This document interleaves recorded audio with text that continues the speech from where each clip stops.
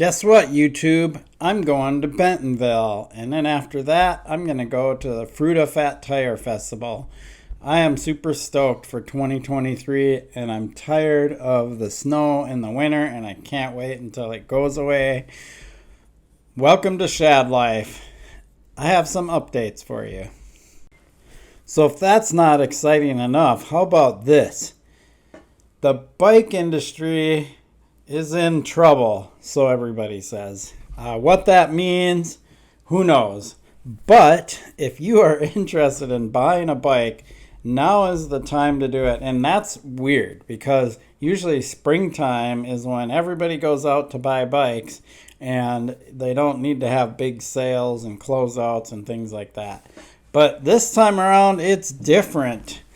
Because of the pandemic and all those, 2 years of supply chain shortage and not being able to get what you needed and wanted right away and waiting and all that stuff. Well, now the opposite has happened. That's kind of how things work in this world. Like, you get one thing and then you try to play catch up and then everything else reverses and now we have the opposite problem. Or I guess it's not a problem for us, but it's a problem for the bike industry. So what's happened is demand has dropped because all of the people jumping on the bandwagon because the government said, hey, you can go outside and recreate. So people were like, oh, let's buy mountain bikes. Let's buy gravel bikes. Let's buy road bikes, whatever they were into. Now they're like, oh, I want to go back to doing whatever it was I was doing before. I thought I was going to try this bicycle thing out. So that being said, there's a lot of used bikes out there that are overpriced right now, but those prices will come down. Those people will realize they can't sell their bike for more than they paid for them or almost as much as they paid for them. I don't buy a used bike unless it's at least half of what it originally sold for. Very few exceptions to that, unless it's a really rare, super high-end, crazy bike. But for most bikes, basically 50% off of any used bike that you're out there buying that's within the last few years. If it's older than that, a lot even more off. You don't want to be paying a lot of money for something that's more than 5 years old. So that's the used market. The new market, there's already a bunch of good deals. Like, go to the Canyon website or the Specialized website or whatever. Go to your local bike shop, and I bet you they're closing out 2022 and maybe even 2023 models because they just have too much stuff. So yes, definitely go check that stuff out. It is the time to buy. And I have dogs barking, so I better go see what that's all about. So the next thing is I have some trips planned. I'm getting 2022, what year am I in? 2023 set up and planned and ready to go. So I've got 2 bigger trips planned and probably more to come, but Bentonville coming up in just a few weeks here. Pretty stoked. Hoping the weather holds up for me. You just never know when you go down to Bentonville in March. Last year I went down, it snowed the first day I was there, but luckily I was there for a whole week. This year I only have a couple of days of window, so just crossing my fingers that the weather will be good. And then after that, I do plan to go to the Fruita Fat Tire Festival. I have not been to Fruita in well over 10 years, and I've heard there's a bunch of new stuff, especially in Grand Junction. Fruita and Grand Junction are right next to each other, so I'm actually going to be staying in Grand Junction, and the festival is in Fruita, and there's just so many awesome trails there. And what's even cooler is my friend Tony. If you saw my tattoo video I just posted, Tony is going with me. And we're going to ride together, and he's going to be there that whole week that I'm there. So I got a whole week in Fruita in Grand Junction to ride and just enjoy it. Not sure what bike I'm going to bring. I'm pretty sure it's going to be the Salsa Rustler. If I can fit a second bike, I will bring the new Esker Jaffe, but I just don't know if I'll have room for it. But my Salsa Rustler, it's got the AXS axis installed on it, so electronic shifting, and so on and so forth. So I'll get to try that out even more. Which reminds me, I better get a spare battery. I keep forgetting to order one. Awesome. So what else is going on? So far, I've signed up for the Meesville 56 and the Schwamigan they call it the Schwamigan MTB Festival now, Mountain Bike Festival. Used to be called the Fat Tire Festival.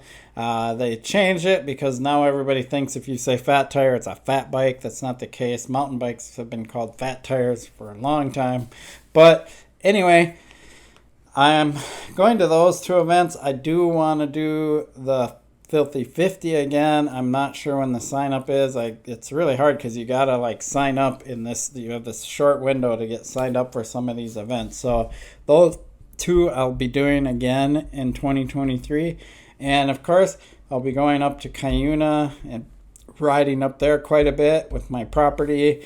I have some more things going on at my property. As some of you know, I have my airbag lander and that MTB hopper air ramp. I want to set up a roll-in for that so I can have speed, because getting speed to hit that is more of a struggle than I thought it would be. So I got to build some type of roll-in platform thing. I don't know what that's going to look like, but that's all going to happen this summer.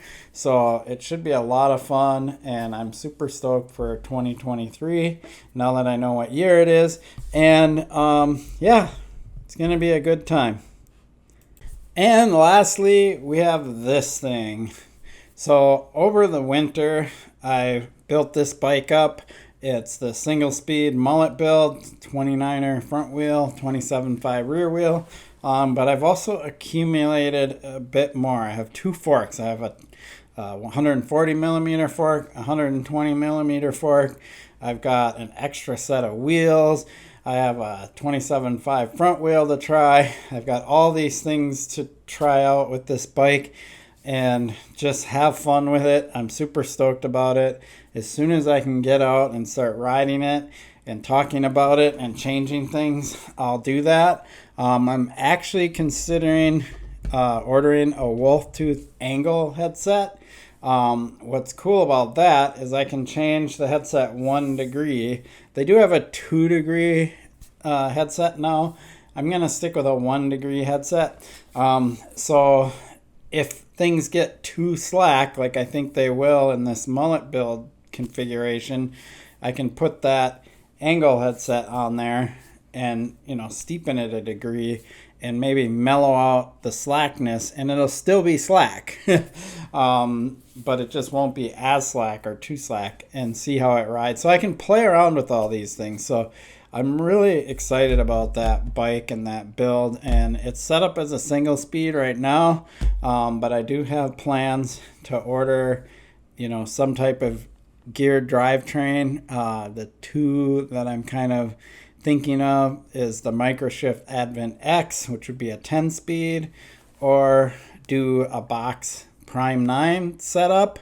I'm just not sure yet. One or the other. The Prime 9 is a little bit more expensive than the Advent X. Both are pretty good quality, good stuff. Pretty close to being right up there with SRAM and Shimano. So either will work. And just talk about, do you need 12 gears? Do you really need it? As long as you get the range. And what I've also learned is off-roading, the jumps between the gears don't seem to affect things as much as they do on road. It's very interesting because riding on road, you want your jumps between gears to be pretty consistent and pretty close, so you're not jumping your cadence so much. Definitely learned a lot riding Zwift with that. Off-road, I don't think it matters as much, and I guess I'll find out.